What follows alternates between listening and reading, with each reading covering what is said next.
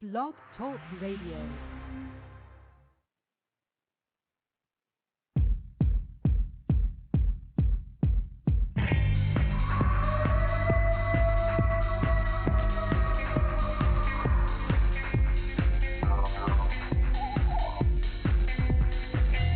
Welcome to Sasquatch Watch Radio with your host, Billy Willard, and the Blog Squatcher.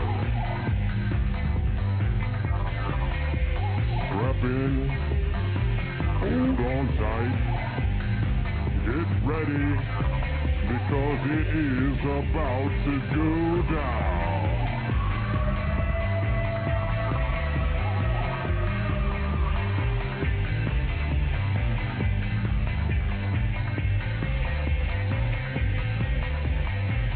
Hello and welcome, everybody. It is the Blog Squatcher once again sitting in for Billy Willard tonight, who may be able to join us a little later on, depending on how things go on his end. It is Monday, June 15th, 2009. Thank you for joining us tonight when we're going to have some kind of a free-for-all here. We don't have a guest scheduled, but we're going to talk about sound science, and we'll be taking your calls, and we'll be playing at least one sound file that I know you've probably heard before. At least you heard it even if you didn't realize you were hearing it, because it's part of the bumper music that goes before the advertisements. And that file is called East Central Ohio Chatter. That's something that I recorded in Ohio in April of 2007. So we'll listen to that. We'll take calls. We'll talk about sound science. We're going to have all kinds of fun, but the thing that we're waiting for right now is for our co-host for the evening to call in, which is going to be Tom L. And I see him on the line here, so I just have to press this button, and we all know how this works. Okay, Tom, are you on the line? Yeah, hey, how's it going there, DB? It's going great. How are you doing? Good. You know, we've had some great days here on in Virginia at any rate. The weather's been wonderful. Yep. It's been fantastic. It's perfect squatch weather. You bet. Of course, all of us are too busy right now to get out squatching. So it's wasted on us, but other people might be out there doing their duty. Yeah. And a little bit, you should also have JC calling in. He's going to watch the chat for us. I think he's here, so let me welcome him in if I press this button right here. Okay, JC, is that you? Yeah, hi, DB. Hey, we got JC also. JC, how are you doing tonight? I'm fine. How are you? Great. Hey, JC, it's Tom L. Hey, Tom, are you on a wind tunnel?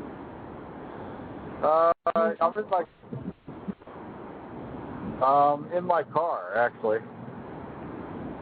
Yes. Tom's going to be in his car for a little while, and then later on he'll get where he's going, and we'll lose that wind effect when he gets in the car. But, I see that Irish guy says that it's JC's screen, but it's not. It's Tom's car.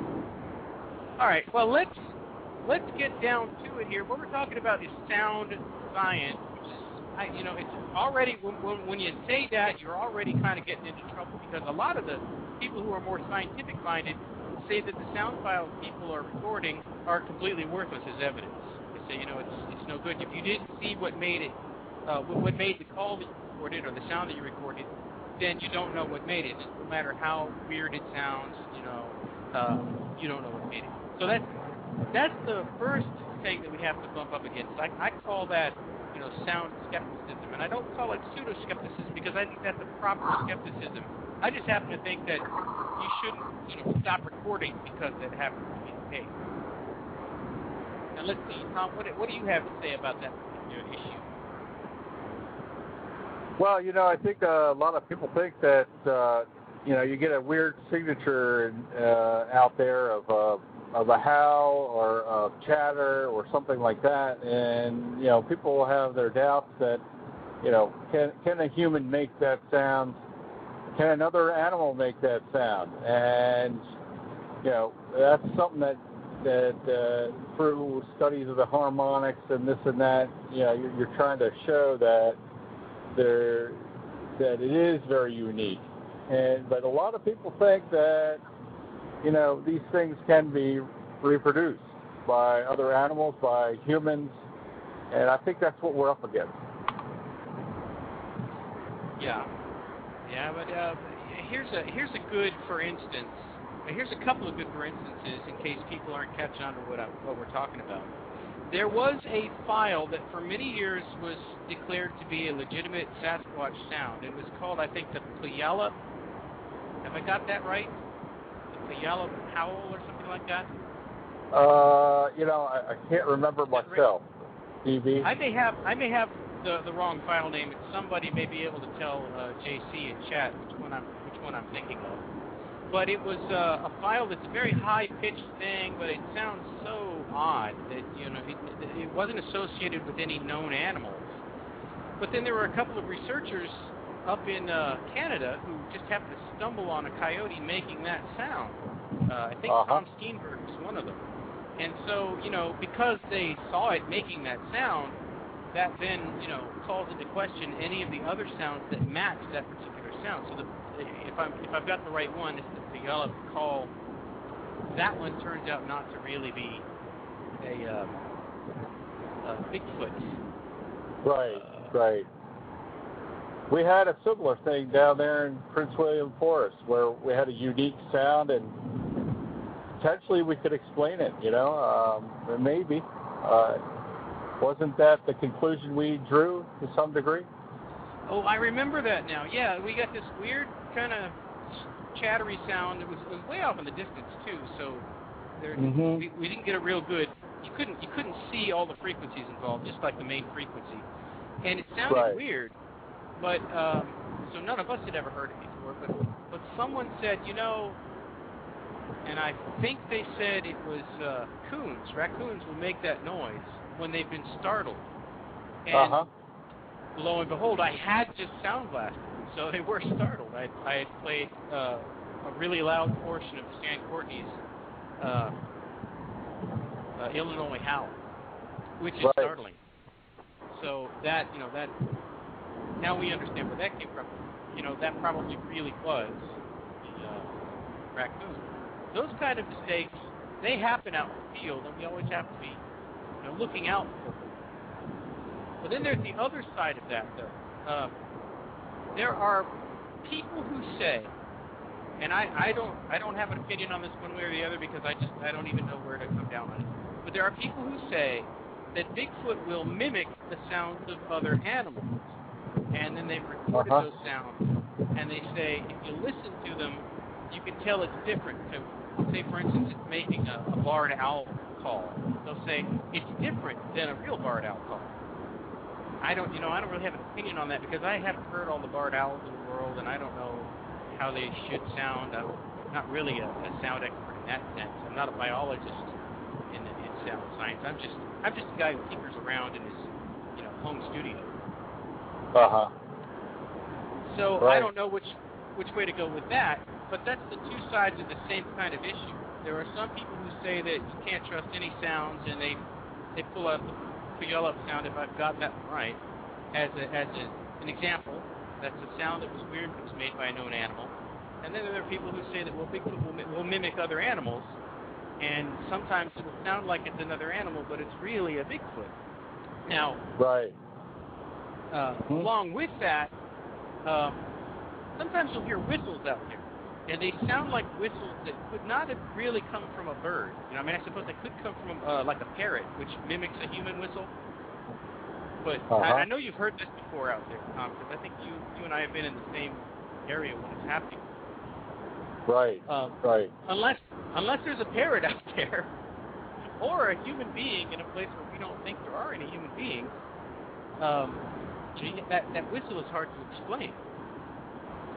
Yeah, the whistles that I heard, it's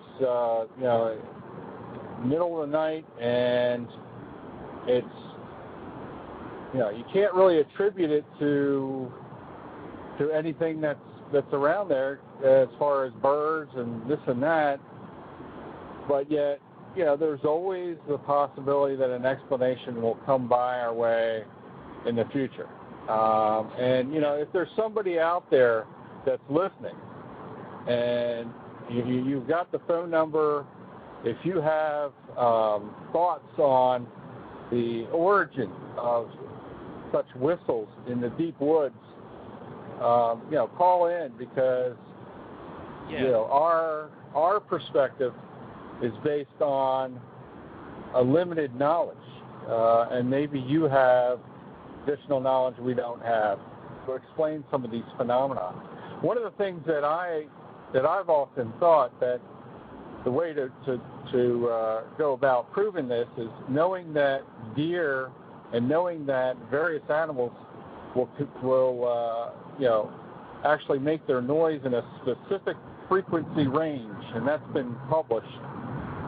Then if there is a noise that's similar to a deer, or like you said, an owl, a particular owl, and that owl makes a particular frequency range, but you record a noise that sounds like it, but it has its makeup is of frequencies outside that range, then that weighs heavily on either a mutant owl or some weird anomaly, an unexplained, phenomenon. Right. Well, I would agree with that. I've actually checked a couple of files for other researchers who said, well, I think this is a Bigfoot mimicking a barred owl, say. For exactly that. What I'm looking for is those frequencies that should not be in a regular barred owl call. A barred owl has a very pure voice. It doesn't introduce any extra tones. It's just the main tone and then the harmonics that go along from it. And I think it's around 600 is the main tone, and then then there'd be 600, 1200, 1800, and they look nice and sharp, those spikes. They're not wavy spikes. So an owl is a good thing to use as a test case. But when I checked those calls, they look to me like regular owl calls. So I haven't found one yet that I would say, oh yeah, it does sound like an owl a little bit, but then when you look at it, it looks different. So maybe one day we'll get one of those, and then that'll be something to follow. Right, absolutely. So it's it's a good example for people that are listening. Dogs can hear noises outside of the range of frequencies that we can actually hear, and that's why they have what is called a dog whistle. That's a good example of a particular species having the ability to hear a certain frequency range, but it's also it's published information that a particular species will voice a particular frequency range. So that adds to what we were just saying. It strikes me that since we've asked people to call in if they know something, I should give out the call-in number, which is 347-237-5070. That is 347-237-5070. Now, after you, about how far are you from your house now? Probably another 20 minutes. 20 minutes. Well, after you get to your house, I'm going to play a sound file. I'm going to play the East Central Ohio Chatter, and then we can talk about that one. So until we get to that, let's, well, first, let me ask JC, have we got any questions from chat? Not yet. No, I haven't had any. All right. I'm soliciting them now. Okay. Well, pipe in when you get something, because I'm finding it really hard to look at chat while I'm also talking. I'm not one of those multitaskers. I got a couple of calls here. I'm going to check them, see if there are people who are calling in to comments. And let's see. The first one is area code 865. Area code 865. You're on the air. Hi guys, this is Tom Shirley. I'm calling in to listen to the show. Okay. Hi. You want me to just mute you and you listen, or you have a comment? Oh, I'm listening right now. I can't get it over the internet because my connection's too slow. So I call in to listen. All right. All right. Very good. I'll put you back on mute here. Glad to have you listening in. I muted him. I'm so fast with the mute button. I'm sorry, Tom. let me unmute you again. Tom, you were starting to say something, and I muted you. What was that last thing? If I have a comment or question, I'll push the 1 so it raise the hand up. Okay, all right. All right, thank you. Very good. Uh-huh. Now I'm going to press that button again. Okay, I have another caller from the 419 area code. I'm going to press this button here. All right, 419, you're on the air. Hey, DB, how's it going? Great, how are you doing? I'm doing all right. This is Andy. Yep, I recognized your voice. Hey. Have you got any comments for us tonight? I just called in and listened to the show, and I was going to tell you I had a Bigfoot sighting on 71 going down to Indiana Friday. Really? Yeah, well, tell us a little bit about that. It's a joke, but we was going down 71 on the way to Indiana, and we noticed something on the back of this trike, with a three-wheel motorcycle. Yeah. So we pull up behind it, and it's one of the Harry and the Henderson dolls that got stuck on the back of their motorcycle.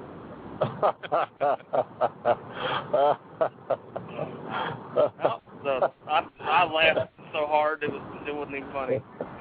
Yeah. Well, at least you got a little action out there. A little squatching action. Yeah, we tried to take a picture of it, but they were moving so fast it turned out to be a blob squatch. Oh, hey, that makes it better. You could actually post a video of that on YouTube and say, Bigfoot caught riding a motorcycle, and you can... I just called in to listen to the show tonight, guys. That's about all. Right. Okay, I'll put you back on mute. Thanks for calling in. All right. Okay, let's see. That didn't work that time. Now I've got it. These buttons don't like me.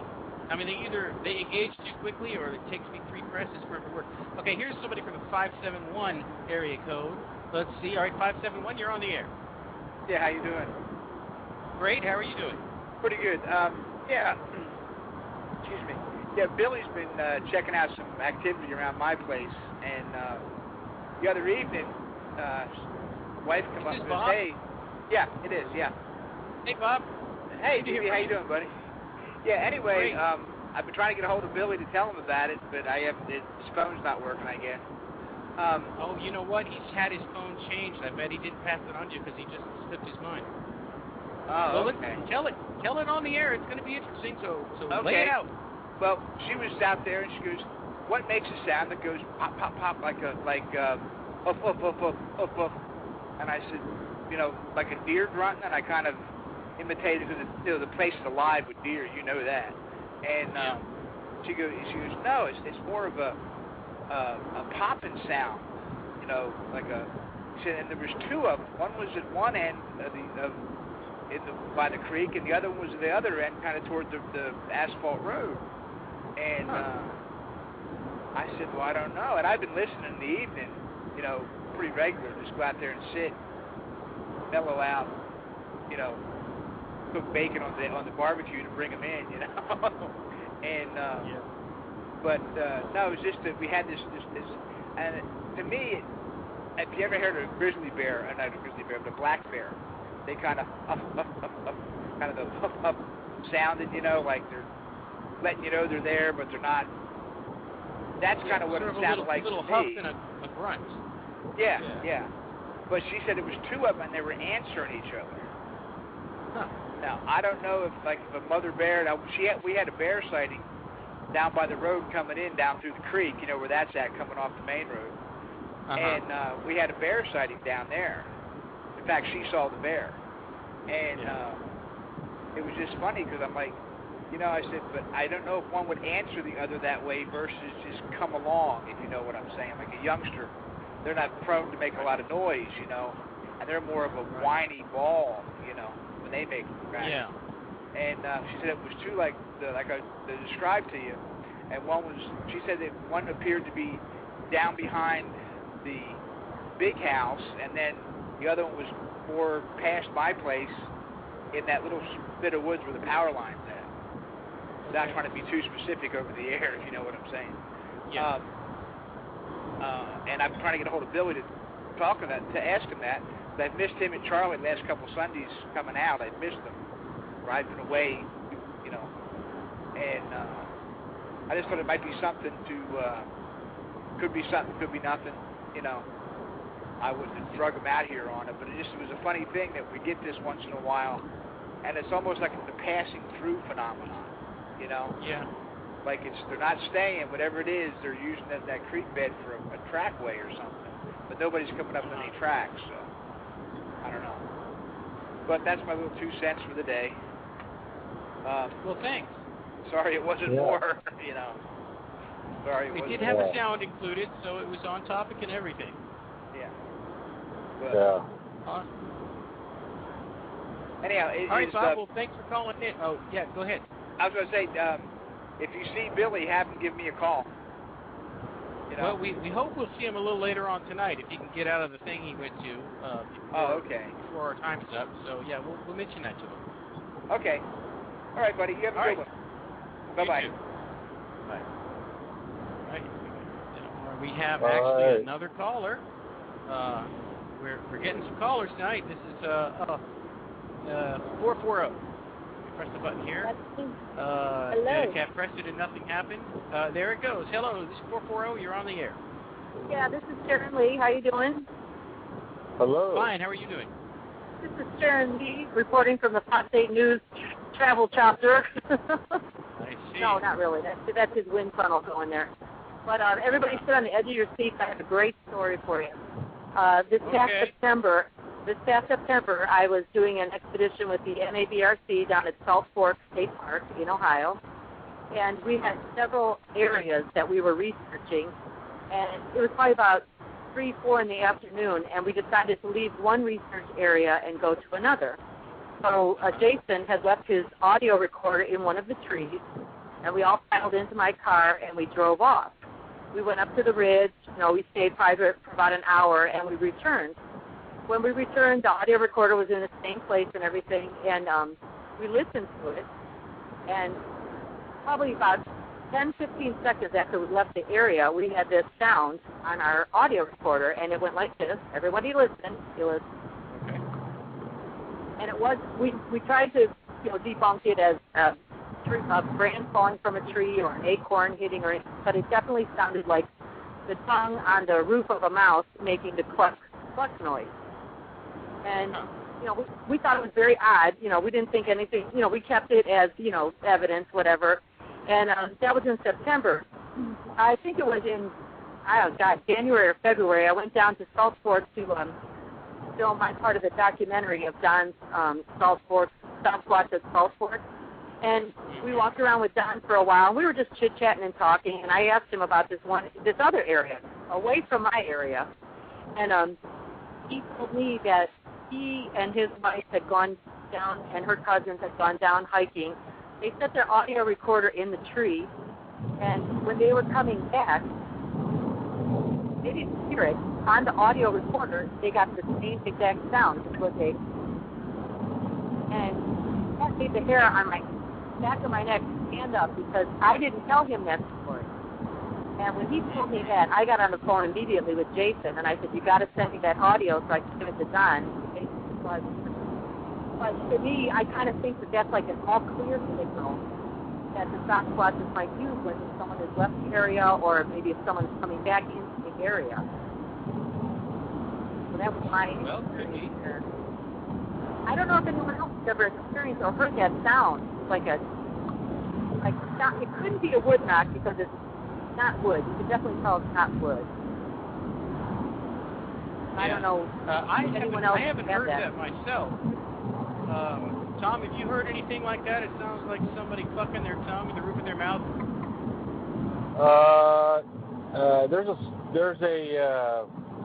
I've got a little bit of a story that where Billy and I were out, and Billy was making that sound, the clicking sound with the roof of his mouth. And later that night, it was down in Texas. That's when we had this weird incident occur. I don't know where Billy got wind of doing that sound, but maybe it had something to do with the event that happened that night. I don't know, but I do remember Billy making that sound, and that would be something to ask Billy about. Yeah. And that area, tonight, the area where we left the microphone when we got audio, when we got that clucking sound, was actually the same exact area where we had gotten our audio in July, which was, I don't know if anyone has ever heard it out there, but I have audio of what appears to be something in the woods was talking to us or yelling at us in this weird language. And I've never heard that. Oh, you haven't heard that? That's what I wanted to send you tonight. It was, it's pretty awesome. It's pretty awesome. You have to listen to it. It's, we were sitting there. It was probably about midnight, same area, but this was in July, a couple months earlier. And we had been sitting there for about 4 hours.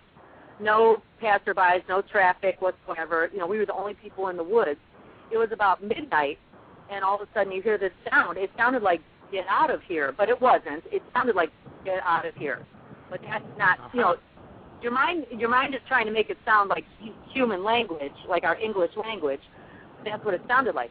And then I blurted out an expletive, and that's on the tape also. But and then you hear this thing just start mumbling and talking, and then you hear it like laugh after I said, what the F was that? And then you hear this thing go like, and then it started mumbling and doing these things, and then you hear these like screams right afterwards. And at that point, how clear is that audio? Is that audio so clear that I... Oh, you could hear it. You could hear it, definitely. If you listen to it, you could hear it. But you hear it over the radio. See, the radio degrades sound quite a bit. Yeah, a lot of people who don't have, like, high sensitive systems have trouble hearing it. But we heard it automatically from our audio recorder. I mean, that's how distinct. And we heard it ourselves personally, with our ears. So it was pretty... That's what keeps me going back to Saltport over and over and over again, because I've got to find out what that was, what's going on down there at Saltport.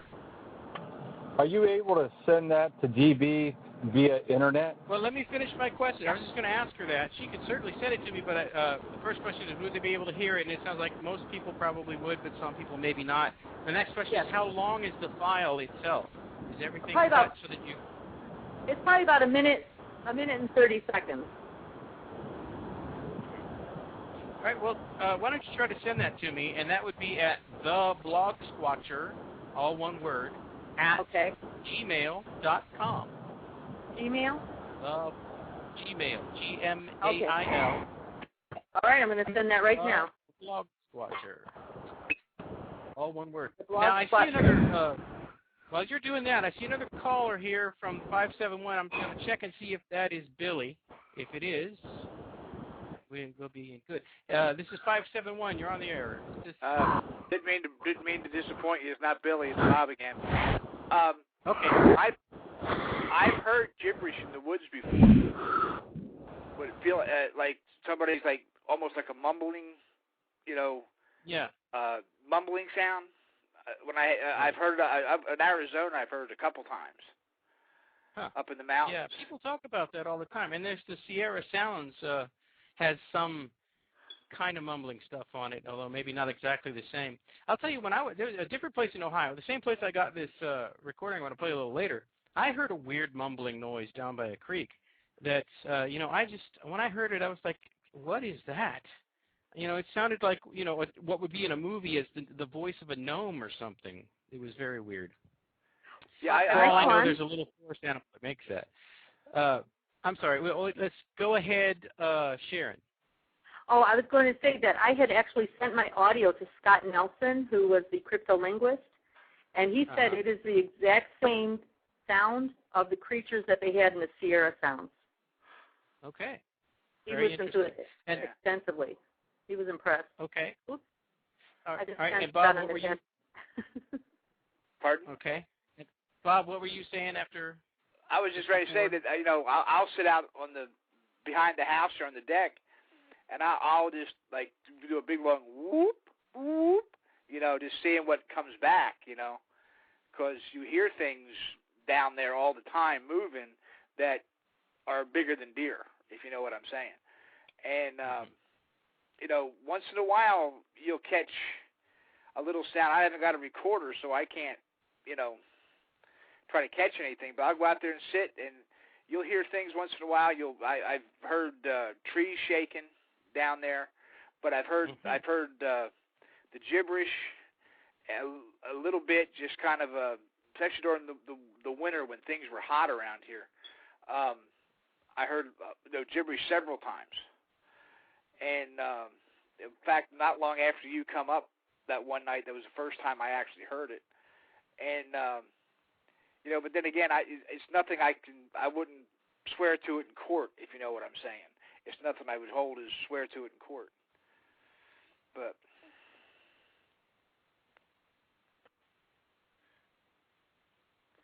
you still there? You lost him. Yeah, lost somebody. It's like you lost everybody. Yeah. I don't hear the wind tunnel anymore. I don't hear him anymore. No, it's just he was having trouble. He was having switchology with the buttons.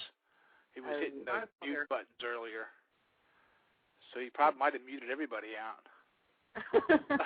Who knows? Hey, Sharon, can you hear me? Yes, I can hear you. Okay, Sharon and I will take over the show. Forget DB and forget all of them. You are listening to. No, but I go out back here where I'm at, and I would knock and listen, and I thought I had a return one night, but it was too far away, and the wind was blowing a little bit, so I didn't want to, I'm kind of cagey how I spend people's time, if you know what I'm saying. If I'm going to drag somebody out, I want to drag them out for something that's, look at this, Right. You see what I see. Actually, I'm going out again tonight because we've got a lot of activity in our area. Partner Bob Lowrider, he has been asking a lot of questions around our research area, and he interviewed this resident who lives over by our research area, and he asked her, she was having a yard sale, so he kind of walked up and started talking to her, and he asked her, have you guys heard anything strange or anything like that? And she said, well, we keep hearing this scream in the woods that sounds like a woman is being raped or murdered or something, and she goes, it really freaks us out. And she just heard it last Saturday. And so when he told me this story last night, I flew up there. I was at 10 o'clock at night. I had my audio and everything going, and I didn't catch anything, but I am going to go back again tonight. I'm going to keep going back until I find something. But it's interesting. And then she said that after he left, she went and talked to her husband, and he said, oh, someone else was asking me about that last week. He said he was a Bigfoot researcher. And it wasn't me and it wasn't Bob. So definitely there's a lot of interest in this area that I have around here by people who are not known to myself. Yeah. So it's pretty cool. It's kind of strange around here. I mean, when I first had my sighting, it was like, did I just see what I thought I saw? It was like, what's it doing way up here amongst the houses, because I live on a farm. Right. People don't think that. That's what the woman said, actually. She goes, well, I believe that there might be Sasquatches, but I don't think they're in Northeast Ohio. Why would they be here?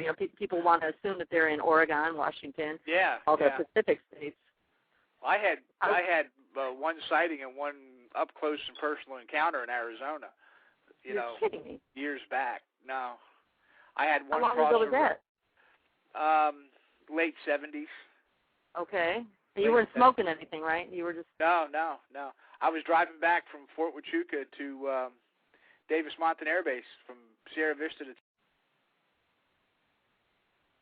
Hello? Hey. Welcome back.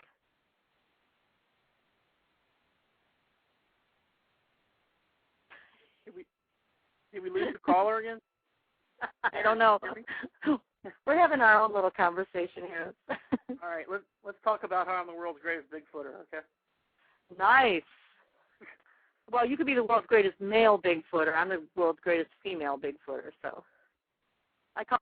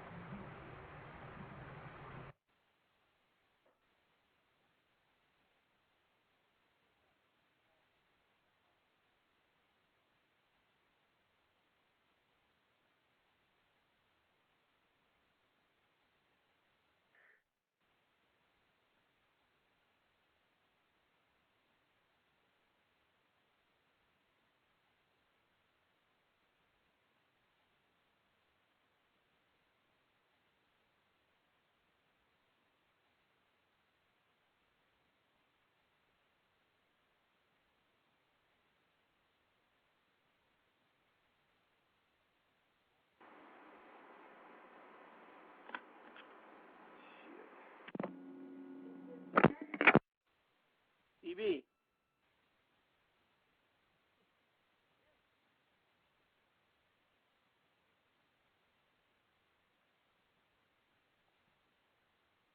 Hello. DB, I can hear you. You can hear me. We had some technical difficulties there. Yeah. But who's left? It's JC and DB are here still, but there are no other callers in the queue. Nope. When I was not being able to run the board, I played the East Central Ohio chatter. So you might have heard that. Yeah, I thought it was just heavy breathing, though. Well, it was East Central Ohio chatter. This board, Blog Talk Radio is a wonderful service, and we're very glad to have it. But sometimes weird things happen. This is the 804 caller. I hope this is Tom who's come back. It's 804. Yeah. You're on the air. It's Tom. Yeah, this is Tom L. again. I got into a bad area, but I used the opportunity to, get situated outside the car. So All right. Back again. All right, Tom landed the helicopter.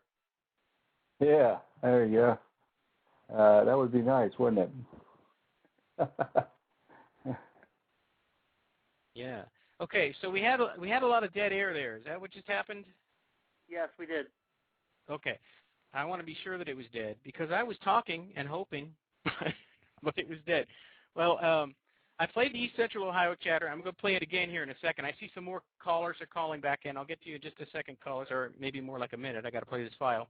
One thing I want to emphasize is that the file that you'll hear, there were 5 of us there when it happened, and it did sound really loud, like it was actually there. But there's a noise that happens, say, after the first couple of grunts. It's a very high-pitched kind of swooshy noise that I think it sounds a bit like interference, or the kind of thing that you can get when you have a sound file and then you use some software to clean it. You'll get some of these artifacts left over. But that was broadcast. I recorded that from the air. So that does suggest, to me anyway, that this file might be a hoax. And if it was a hoax, I think I know how it happened. But let's listen to the file. This is what we recorded. There were 5 of us there. We heard it. We were quite shocked to hear this. When I first heard it, I turned to the guy next to me and I said, someone is blasting the Sierra sounds at us. But it actually turned out not to be the Sierra sounds. I don't know where this comes from, if it is a hoax, but here it goes.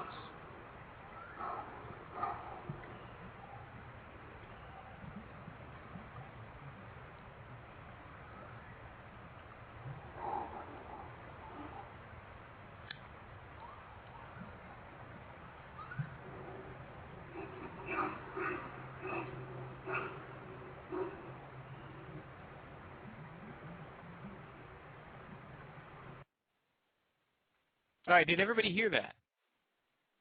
I heard it. Yeah. Okay, good. Yeah, I heard it. Tom, you heard that? Yep. Good. So we heard that night, and there were other things that were going on that night that were, possibly Bigfoot related. I didn't see a Bigfoot, but something threw a very large stick. I would call it a small log, really fast and really high up into a tree. The night, that same night, but later on in our campsite. And this was in an area known to harbor Bigfoot. But the fact is that file has some weird qualities to it. The whistling that you hear sounds, indistinguishable from human whistling. Would you agree with that, Tom? Yeah. Yeah. Yeah. Which, that doesn't disqualify it, but I think any of us could make those whistles.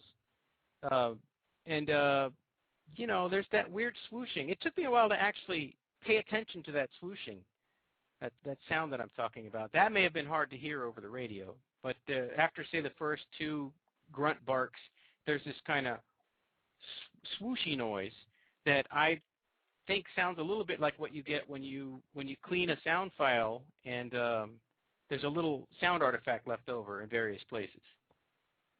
So that could have been. What do you think the swooshing? What do you think the swooshing is?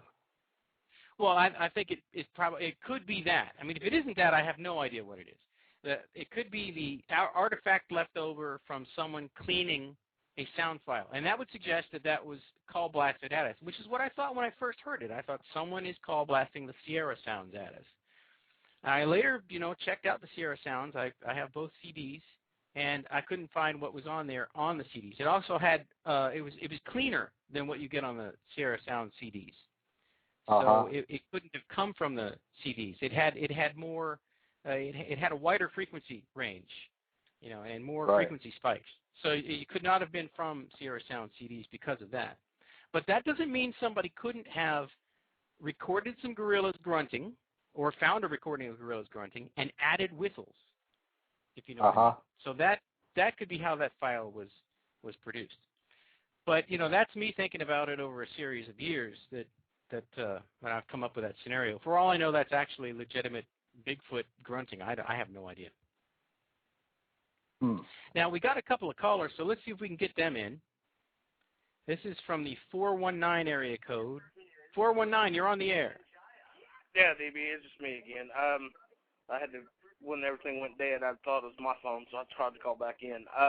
But anyway, that sound, do you think it could have been like a recording of someone coughing and they reversed it?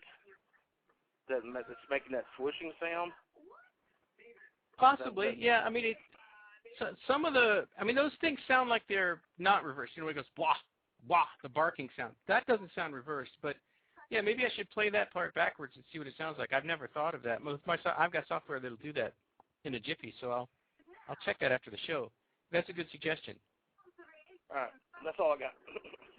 All right, I will put you back on mute, and I will check out. We have 865 coming in here. 865, you are on the air. Well, I thought my phone line went dead. This time, surely you can call him back in to listen. Okay. Yeah. Well, everything went dead for a little while. Sorry about that. Little technical difficulties in our sound show. I'll put you back on the mute here, Tom. All right. So, Tom and JC, we're talking about sound science. JC, do we have any chat questions? Yeah. Irish guy who is a Man United fan, and he's a great guy. He wants to know if you can really trust anything you hear at night anyway, without seeing what made the sound. Well, I would say that in the sense that you heard it, you could trust that you heard it probably because a sound was made and you registered that. But can you trust that it's a Bigfoot is what he really wanted to ask. And I would say no, you can't trust that. You will never know that a Bigfoot made that noise unless you see it making that noise. And even then, you'll have to ask yourself, was I crazy when I saw that, or did that actually happen? Yeah. Well, if I see a Bigfoot, I'll be the one making a noise. Exactly. Yeah. I'll be right there with you, squawking and running. No, I've actually I've stood very near what I think were Bigfoot before, and they don't make a lot of noise. They are very quiet when they're near human beings. So, that's why some of these sound files where they appear to be communicating with the person shocks me. But I have heard recently, and if you've been reading the Blog Squatchers, you probably read The Angry Old Man. We even had Dave from Kentucky on the show to talk about that particular event. He said that after the Bigfoot came up and showed itself, and Dave got frightened, it then began to make a kind of a talky, grumbly sound at him. So, and I think Dave is a very credible witness. So I take it that they actually will, talk to you when push comes to shove. But it seems to me like most of the time they're really actively trying not to make noise. And what do you think, Tom? Well, every time I go out, it's the same scenario with they seem to be playing with us. We're not playing with them. So, yeah, they're quiet when they know, they seem to be in control of the situation. And, yeah, you're right. It makes it difficult because without control of the situation, it's hard to study the situation. They control it. and they make the sounds when they want to. Exactly. Well, now earlier, Sharon Lee was on talking about a sound file that the I think it's the Mid-Atlantic Bigfoot Research Center. It's the MABRC. If I mangled those acronym, what those stood for, I apologize. Mid-American. Okay. So they recorded something, and she says it's a little over a minute long, and it will have some of this mumbling in it. Now, I've never heard it, so this will be the first time anybody hears it. I'm going to see if I can pump the volume up to 100. This usually doesn't work. But here we go. We're going to run this file. I was getting worried. I didn't think it was going to show up because I uploaded it, and that's actually when everything went dead. And maybe that is why everything went dead. I uploaded this file. But it's here. So let's listen.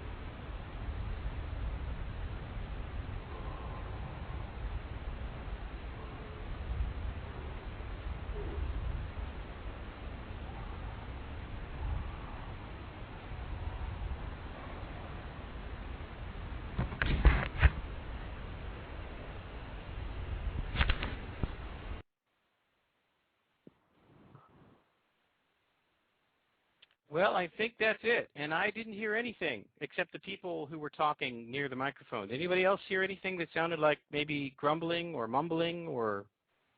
I heard one grunt. I heard one grunt too, but it's very hard to say it was a grunt, but it could have been. Yeah, yeah. That's. I kind of thought that might be a problem.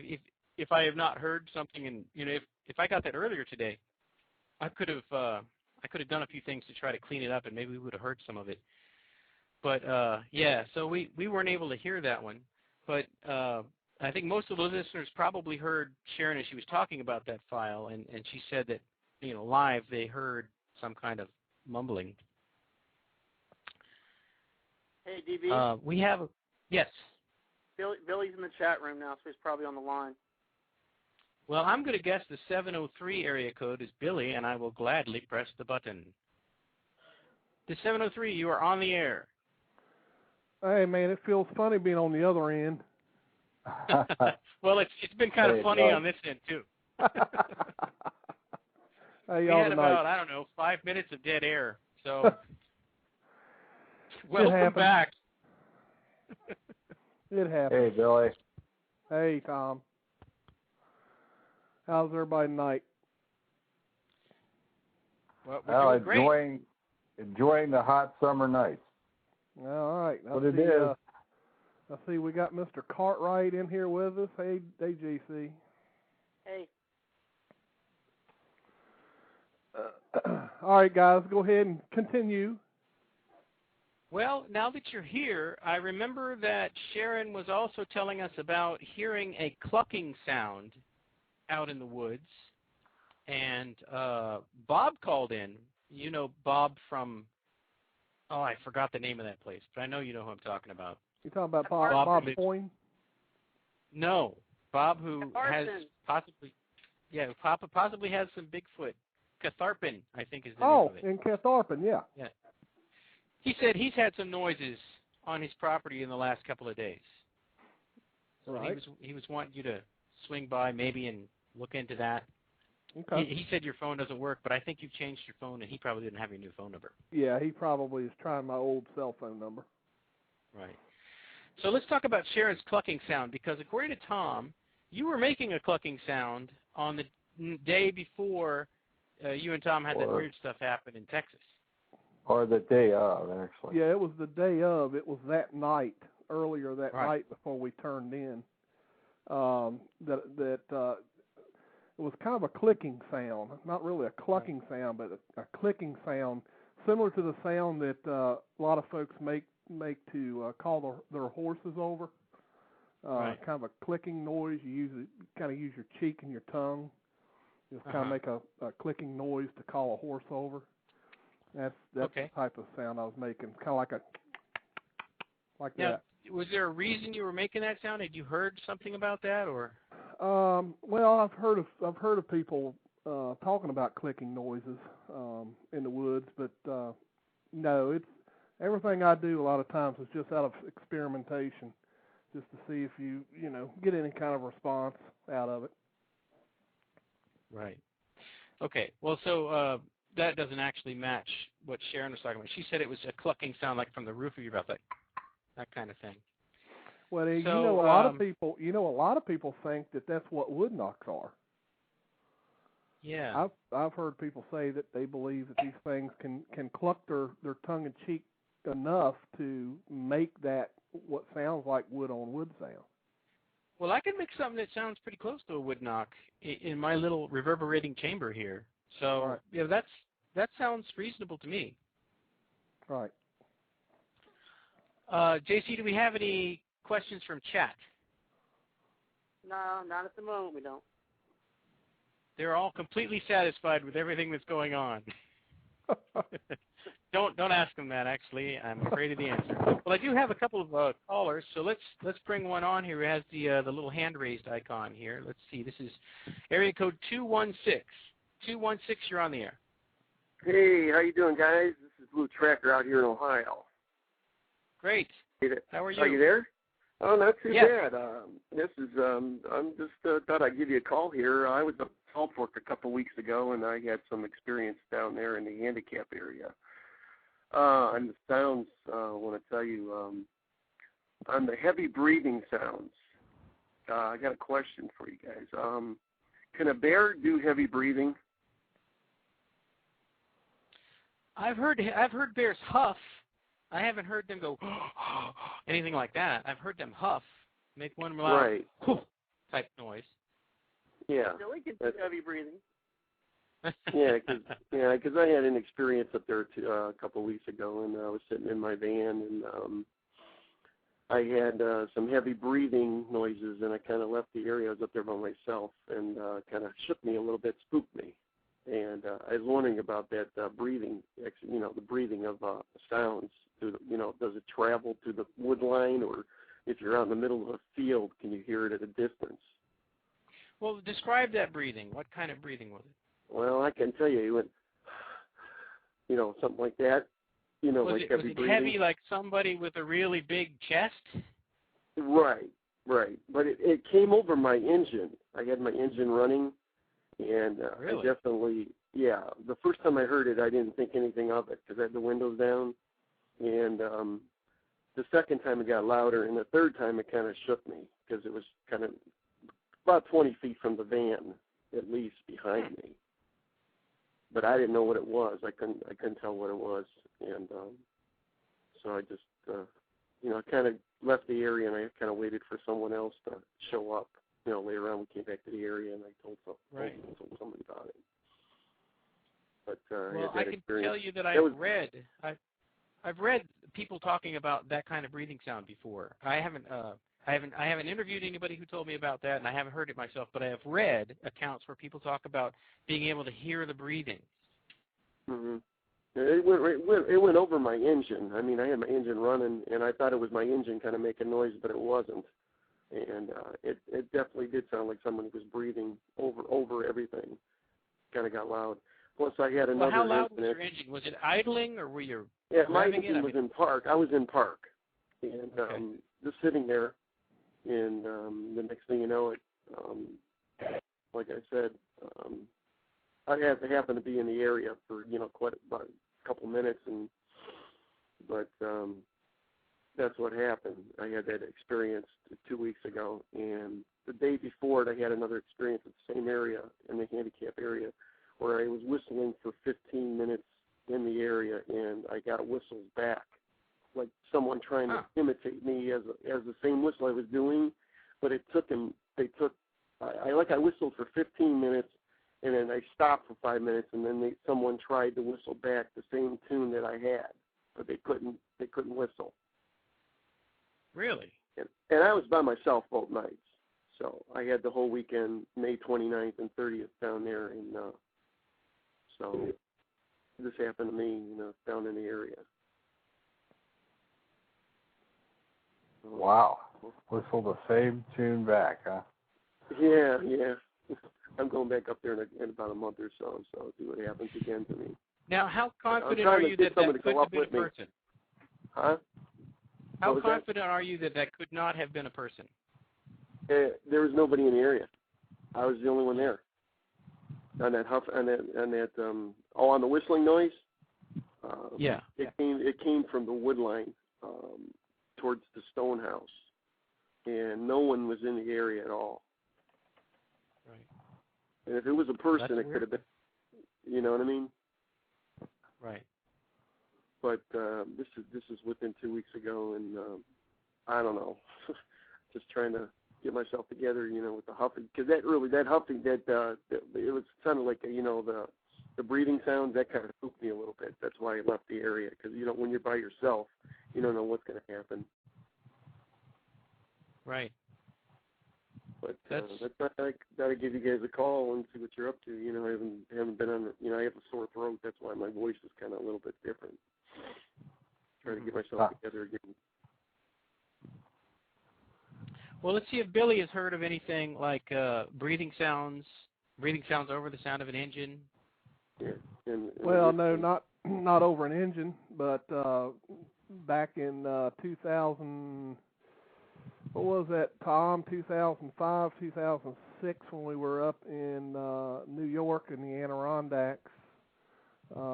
Prior to Tom's sighting that he had up in New York, I had heard some heavy breathing in that area prior to his sighting. We didn't have an engine running. We were out in the middle of nowhere. Yeah, literally out in the middle of nowhere. Yep. Yep. No houses around there for several miles. And the motor was running? No, we had the vehicles. We weren't nowhere near any vehicles. We were literally sitting out in the middle of the woods by a pond. Wow. And we heard it. We did hear it over there was sort of an overflow on the pond. That little bit of water ran down the side of the hill. Now we could hear running water, but I could hear the breathing over the running water. Did it come from the tree line or out in the middle of a field or something? It was down below us. We were setting up on a bank. The wood line was down below us, and it came from down below us in the wood line.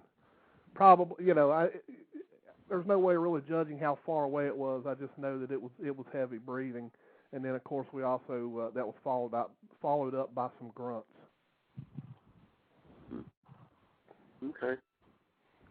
So the fact that we heard it prior to Tom's sighting, it's pretty important, I think. Wow. And it's widely talked about in at least in written accounts that I've seen. So right. People do hear that noise and then see a Bigfoot. So maybe if you'd stuck around for a second. Yeah. But then again, you don't know what he was going to do when he came out of the woods. I wasn't going to get out of the van. It's like you never know. Yeah. Especially being by yourself and still. I was waiting on 2 other researchers to show up, and they were kind of late. But we stayed in that area till 1:30 in the morning after that happened to me, and we had no other sounds in that area, so in the handicap area. So everything else was cool the rest of the evening. Well, I've heard that handicap area come up before, so it may be. It's a definitely hot spot. That's basically it, but at times, when nobody's around. Okay, well, we got a couple more callers I got to get to, Okay. so thanks for that call. It was very interesting.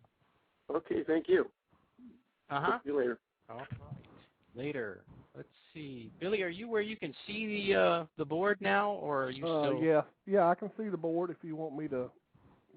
Well, 217 has been waiting a little bit, and then there are 2 up above that, who are people that were listening, and now they've got the hand raised icon, so they want to talk also. So we got 3 people that want to talk.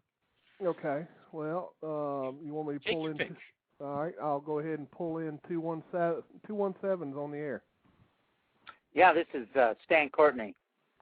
Stan. Hey, Stan. Hey, Stan. Hey guys, how are you? Good. Good. Great. Good. Say, Good to hear your voice again. Yeah. Well, since I moved to out in the woods, I don't have a high speed, so I can't listen to the show live.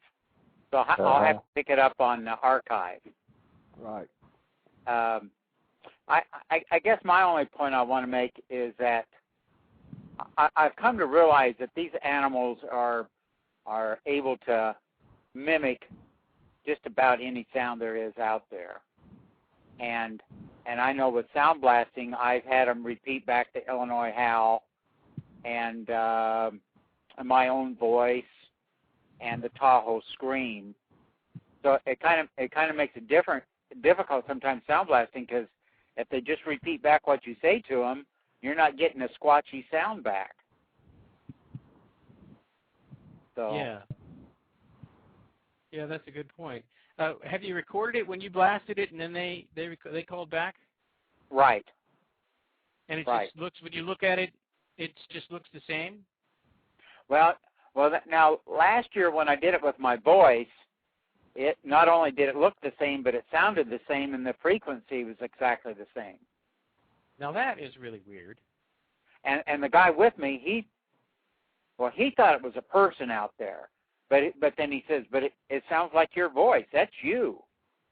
But it was like 45 seconds after the call. It did 3 calls, and the first one sounded like my voice, and it matched frequency-wise perfect. Like it was 645.9 hertz, exactly. So I'm just taken aback how that animal can send that sound back to you and be that perfect. Well, now that reminds me that Tom actually heard some mimicking behavior too, although you didn't see it for sure, but there was something that was towering over the top of your tent, so it's got to be tall, and it was mimicking Billy's snoring sounds. Oh. Yeah, that was very odd, and very scary experience. But yeah, Billy's a pretty loud snorer, and this thing was, mimicking his snoring, and snoring is not continuous. So in between his snores, this thing would try to mimic his snoring. It was I'm convinced they can mimic. And they can mimic mechanical noises. I've got a witness here in Illinois that we recorded. It sounded like somebody trying to start a weed eater.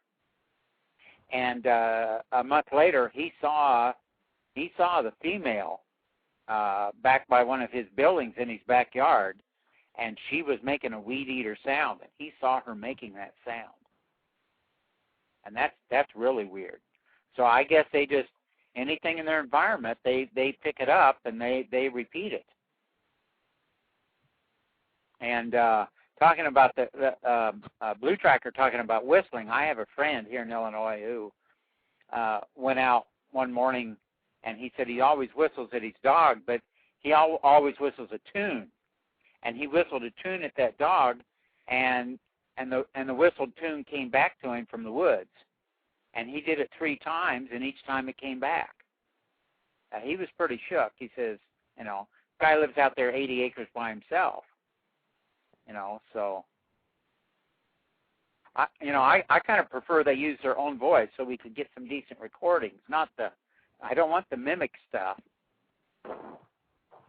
So that's kind of weird though. You would think that you would be able to pick up some type of a change in the frequency. I think you can some of the time, but because it's on my website, you can listen to it. It sounds like my voice, and it was weird.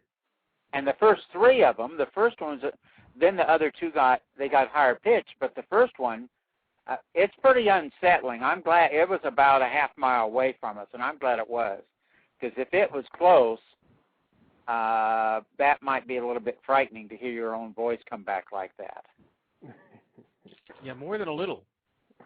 Yeah. Although, I mean, now that we know that this is possibly something a Sasquatch can do, maybe we wouldn't be so rattled by it. But I'll tell you what, if you didn't even know that Sasquatch existed, and you go out in the woods and you're singing a tune, and then you hear your voice singing the tune back, man, you would just have to, curl up in a little ball or something. That would be awfully frightening. Yeah. Yeah. So, well, listen, DB, I wanted to thank you for the help you've given me over the years with analyzing my sounds and trying to clean them up and all that stuff. And I'll get off here, but let somebody else talk. But I thought I'd just say hi to you guys. Yeah. Well, you're I welcome, appreciate Stan. it. Hey, Stan, before you go, what is your best evidence to date, or what is your best recording? And describe it. Describe what you've got that may, add to this whole thing. Well, I think that best quality I have is the Illinois Howl. Okay. Mm-hmm. Although I think that's not a typical sound. I think it was imitating dog. I think it was imitating my dog barking. But what was amazing about it is all 5 times it did it that spring, it was always the same pattern, which was shocking. The same pattern. A coyote doesn't do a pattern when they howl. Yeah. And do either. And the place I moved to, I moved about 50 miles away south of where I used to live. And there's a lot more creeks down here, and there's a lot more woods. And I'm going to get some recordings here. I'm bound to determine. My only problem is I don't like to go out alone at night. And basically what I'm going to do is just go out in my vehicle and park. And there have been high school kids that have gotten screamed at while they were out necking and stuff in their cars. Yeah. And so I think we've all experienced that, maybe. It's a good way to get a recording. These patterns you're talking about, describe them for the listeners. What do you mean by a pattern? Oh, well, you know what it did is each time it started out, it just did it would just go, just like it kind of was clearing its throat, and then it would give 3 howls. And always the second and the third howl were always further apart.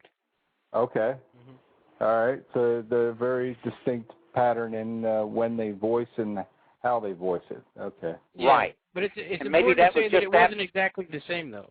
Because if it was exactly the same, somebody could say, oh, it was a recording and they were repeating it. But it wasn't like that. Right. They were variations. Uh-huh.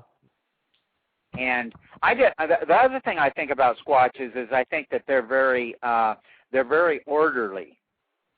Uh-huh. They're.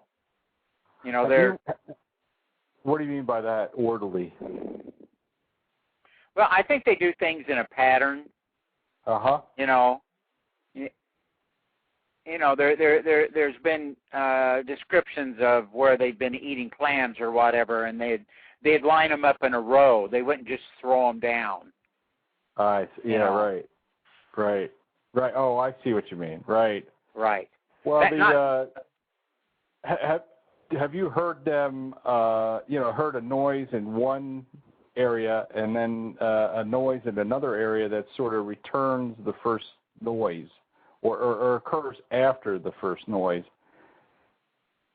You have unique anomalies in sounds that occur from 2 different areas sequentially. Have you? Okay. No. All right. But I'll tell you one thing that's unusual is now here a couple months ago I was in a research area with Dennis from Colorado, and this thing went off, and it just made a really weird sound. It was a hissing sound. I can't prove what that was, but it moved about 100 yards from us and did it again, and we drove around to that area an hour and a half later and did some call blasting, and it did it again from across the road. So it's just very disturbing when they make these unusual sounds that don't fit anything we've ever heard before. And I just think they're picking up sounds that we make, or the trains, or there's reports of them mimicking semis and the Jake break. Yeah. Gotcha. Is there? This is for DB and you. Is there a library of animal sounds, a library of other sounds out there that you can that you have a standard to compare to? Are you aware of any such thing? A fairly comprehensive library of animal sounds, or any other sounds that are pertinent? I found some small libraries. I don't have the addresses right here right now. But the way that I found them was I Googled for the specific animal, and then I'd say call or sound, and then that's how I found them. But I haven't found a comprehensive site. Okay. All but right. if you Google, you'll usually find several examples of the animal you're wanting to listen to. I need to put up a set of links with them all linked to it. Yeah, that would one place. That would be great. If you have such information, that would be useful to everybody, I would think. And if there's anybody out there in the chat room or listening out yonder, call in and share that information. I think it would be useful to everybody, because I know it would have been useful to you and I, DB, when we were trying to figure out that Prince William sound. Well, it's just so difficult, because how do you know when you hear that sound whether it's the original animal or not? And unless you get a good enough recording that's up close and loud enough that DB can compare it to somebody else's known sound, you won't know for sure unless you see the animal. Good point. Good point, Stan. Good point. Do you want to add to that, DB? Good point. No, I'll say that's a good point. We got about 15 minutes left, and we still have a couple of callers. I'll let you go, guys. Okay. You actually don't have to go if you want to stick around, because you are a sound expert. So you can stick around, and maybe you'll have an answer for the questions that they're asking. And I don't know what happened to Billy. I'll just stand by then. Very good, Billy, Stan. are you still on the line? Yes, I am. Okay. All right. I'm gonna get the. You want me to pull the patient Henry May in here? Yeah. I'm not talking about mental patient or hospital patient. I'm talking about patient. He was waiting, so I heard y'all giggling back there. So Henry May, you're on the line. Oh, good. Well, now as far as to sounds, I mean, sounds are interesting, but of course they're always inconclusive. Now, I've heard some strange sounds which I really couldn't identify, and I couldn't tell you what they were. But I always keep in mind the old adage, what could be also could not be. I've heard some strange noises. I don't know what they were, as I said. I have no idea what they were. Henry, you got a question there, buddy? JC in the chat room. Well, I do have a question as to sounds. What sorts of sounds do you guys think would be physically impossible for a regular animal or a human to do? Well, I would say something really loud that's close enough to you that you know it's right there, because that's as long as you're not living somewhere where they don't have a moose, because a moose is really big and it could be loud. But if you're down here in Virginia where your biggest thing is a black bear, we've heard those. They don't get terribly loud. They can be loud, but it doesn't sound like a humongous creature. But you know what? It's a really loud, low sound. DB, I would argue with on that. With the technologies out there, the abilities of our technologies to make fairly loud sounds that are hard to tell that it's coming from a technology. There's a possibility, but I wouldn't argue with that at all. I didn't think about that. A lot of these times, though, it comes out. You hear these sounds way out in the middle of nowhere, so that argues against it. Right. Well, that's the problem we're facing with the East Central Ohio chatter thing that we played earlier. Right. That could have been somebody call blasting. And I know how it would have happened. The guy that was there recording with me, we talked about him on our hoax show. So since we know he's perpetrated hoaxes in other places, I figured it. I mean, I thought about it for a while. I just didn't make the one mental leap. That is that instead of actually recording from his bionic ear, he could have put a speaker on that. And I wouldn't have seen it because it's dark. Well, right. There. Well, to answer Henry's question, DB, when you do your analysis and you're looking for something unique in the harmonics and in the peaks and this and that, maybe there's something in your analysis that would, answer Henry's question. I don't know. I don't think there's anything that is definitive now. But what I have argued in the past is that technology advances and our state of knowledge changes. So I would conserve anything that we've recorded now. I wouldn't throw it out and say it doesn't mean anything because you didn't see it. Because in the future, it may well turn out that it will mean something. Right. That's a good point. Yeah. But absolutely. You know what my point is, too, is with sounds, it's kind of like footprints. There's only one set of footprints that we have that was ever documented, and that's the Patterson. All these other footprints, there is not one bit of proof that those were made by a Sasquatch. They were found. Yeah. There is no, we don't really have any evidence of anything anyway until we have a body. Yeah. At a minimum, the lower mandible. At a minimum. Yeah. Right. To me, if you bring me, I'll tell you what. If you bring me a sound that's of good enough quality, and you give it to DB, he can certainly tell you whether that was hoaxed off of known recordings, because there are not that many good recordings out there other than the Sarah tapes. They're just not there. And DB already proved that he when the hoaxer Bob was using the Illinois Howl, DB recognized it with his ear before he even analyzed it. Well, it did take me a little time, but yes, I did finally recognize it. Yeah. But I think there is. I mean, DB's the analysis guy, but I still think there's information. If a sound is good enough quality, there is information in there that would prevent somebody from hoaxing. Yeah.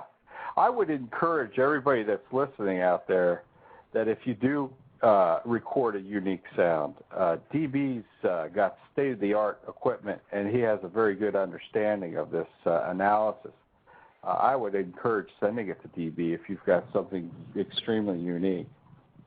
If DB's amenable to it, of course. I'm volunteering him here, but yeah, really. But DB, you know that if somebody has a nice, clear, crisp recording of something that a great recording, you'd love to receive it. I know you would. You're just that kind of guy. I do that stuff absolutely free of charge because it's interesting and fun to me. But right. I say that now, not getting that many of them. If I suddenly got an avalanche of these things, I might change my tune. That is something that the average researcher is able to do today, and that is there are a lot of sounds out there that we have had described that we don't have recorded. There has never been a recording I know of that's not public of a roar. Now, I've heard it up close and personal, and I know a lot of people have, but nobody's got it recorded. There are not really any great screams recorded. So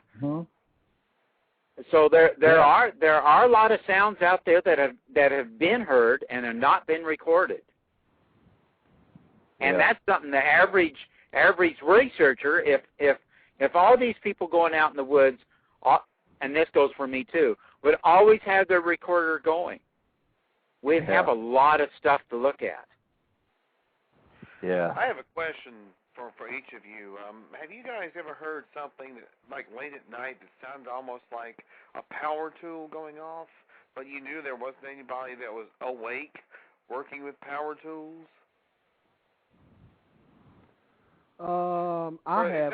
Almost like a drill. It sounded almost like a drill, you know, but it was like a trilling sound, sort of. I haven't.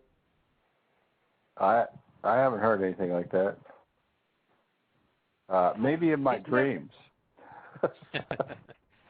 Stan, didn't you have a guy who heard something similar to that? I mean, it sounded like some kind of a... That was the weed eater. Yeah, you were just talking about that. Yeah. Yeah, in fact, I recorded it when it was sounding like somebody was trying to start a weed eater. And that was scary because, you know, the difference when you listen to these sounds on the internet, what you're not hearing is how large that source was. But when you're in person, you can tell whether the source is big or not. And this thing was huge, what was making it. And finally somebody said, that's what it is. It's starting the weed eater. And then a couple of weeks later, and I recorded it again, and this time it was just the whirring sound like when it was running. Well, this area where that animal goes up and down that railroad tracks, there's 8 or 9 homes there. It's just we know it can mimic it because the guy saw it doing it. Wow. Mm-hmm. So. Interesting. Very interesting. Wow. Well, let's see. We got about 5 minutes left. There's one more hand up. You reckon I should grab them real quick and see if they got anything? Let me see here. The person at 865, you're on the air. I see you got your little hand up there. Hi, Billy. How you doing? This Good. is Curly. Hey, I just wanted to say that there's an audio recording on our forum of heavy breathing, and I don't have time to explain it now, you know, but it's posted on it for the thread. But you can hear how large the lungs are when it exhales and everything. And I wanted Tractor to be able to get to that and listen to it and then see if that matches anything of what he heard. Cool. Which forum was it? I'm sorry, I didn't hear you. BigfootReferenceGuide.com. Oh, Bigfoot Reference Guide. Okay. Yeah. Hey, Tom, how you doing? Okay, Henry, how are you? I'm doing good, man. Good to hear from you. Yeah, you too. And hi, Stan. Hey. I'm glad to hear the new property's working out for you. Yeah. But yeah, it's down in the Bigfoot audio and transcribed text forum, but it's down a few posts. But it's Bigfoot Breathing is what the name of the post is. All right. I'll check that out. DB, are you a member of that forum? Is that something that you can get to? No, I hadn't heard of that one yet. I'll go looking for it. Okay, because DB, it'd be good for DB to listen to that. Yeah. And but yeah, it's how's your business coming, Billy? It's going. That's good. It's going. Good to hear. All right, well, I'll get off here because I know you guys got to say your shouts and everything. All right. Well, thanks a lot, Tom, for calling in. Thank you. I'm gonna go ahead and get off too, guys. All right, Henry. Thanks for answering my questions. Very interesting topic tonight. Thanks a lot, all right. Henry. Talk to y'all later. Yeah. Bye. Bye-bye. Bye-bye. All right. You guys can keep going. I gotta look at something here real quick, and then I think we're. Well, we got 3 minutes. Yep. So in 3 minutes, who has something exceedingly brilliant to say? That wouldn't be me. I do. Okay. I just like to encourage everybody to, if they get sounds, just to share them with the rest of the community. I know several people out there that are getting good sounds, but they don't want people to know who they are, and so they don't share them. And you know, everybody wants to hear new sounds. Yes. So I just encourage people to record stuff and to pass them along to other people. Absolutely. Yep. I agree. That's some good advice, Stan. I mean, really, that's the whole reason I bought an audio recorder, because I figured if I'm sitting out in the woods, then why not record the sounds that I'm hearing, and obviously we record something. Let DB put it in his software and listen to it and see what we've got. I mean, it's just another thing that you can do out in the field. So yeah, I encourage everybody to, and you don't have to get nothing real expensive. Don't get me wrong; it's nice to have a good quality audio recorder. But if you can't afford anything right away, they make some some very inexpensive, under $100 digital recorders that you can use. Well, and if they get a loud vocalization, they're going to get a recording even on a lower end machine. Right. Exactly. Sometimes people forget that they can record with their camcorders. Correct. Mm-hmm. Before we go off the air real quick, I just want to mention that next week we're going to have Dave Paulides. Did I pronounce that right? All right. Is it Dave Paulides? Is that how you pronounce it? I am not DB, sure. I'm pretty sure it is. I am not sure. Dave Paulides and Harvey Pratt. Dave, of course, is the author of the Hoopa Project, and he's got a new book coming out called Tribal Bigfoot. And then Harvey is a forensic artist. So we've got both of those gentlemen coming on the show next week before everybody goes off live. Just wanted to say that. So closing remarks, we got 40 seconds. Well, aside from the 5 minutes of dead air, it wasn't a bad show.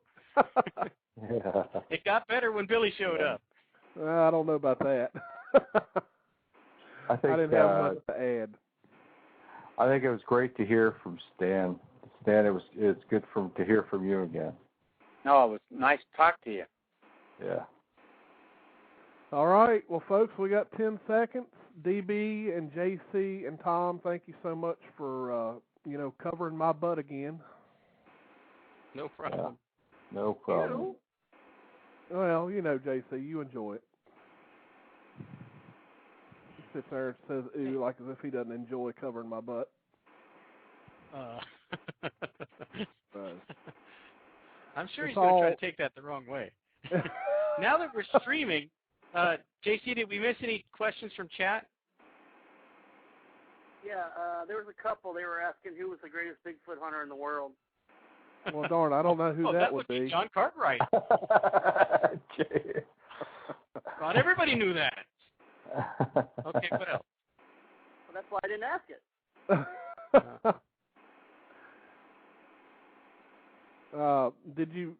Do you want to know what Bruce said, DB? Do I want to know what Bruce said? You probably don't. Well, then let's not say. So obviously he calls you Hugh, every time, but he's saying tell Hugh to start taking some testosterone treatments. So I'll let you take that up with him privately. What? Why does it? Why? Because my voice is high? I don't know. You know how Bruce is. He's always got to have something to complain about. He thinks I sound womanish. Well, Bruce. Well, DB. If I had seen that, I could have banned him. I'm sorry, I didn't see that. Well, DB, if you've seen some of Bruce's dates, you do sound kind of womanish. Oh my goodness. Compared to his. Oh boy, he needs to listen to the archive. That's funny. Oh well, deja vu all over again, right, JC? Great. All right.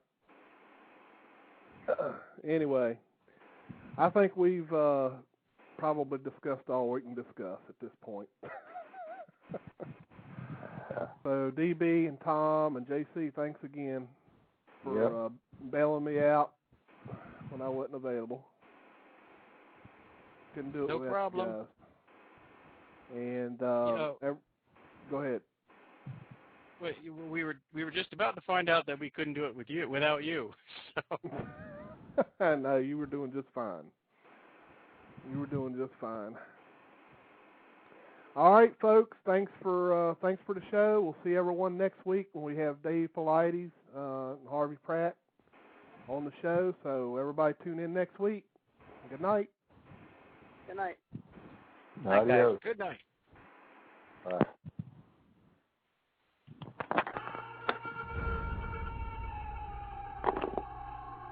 Don't get stuck in needless traffic. Be one of the Northern Shenandoah Valley commuters who slash fuel and maintenance costs and get to work faster with RideSmart. Ride sharing is easy, and we do the matching based on your location and work hours. Worried about unexpected emergencies? Our Guaranteed Ride Home program provides registered commuters a ride home by taxi, rental car, bus, or train for free, up to 4 times a year. An easier commute starts at ridesmartva.org. Ridesmartva.org. Save money, save time, and save the planet. And less stress. It's Matt from Shenandoah Music. Stop in for our pre-Black Friday sale October 26th through the 31st. Take advantage of up to 25% off store-wide. We're talking Fender, Ludwig, Mackie, and more. So stop into Shenandoah Music October 26th through the 31st.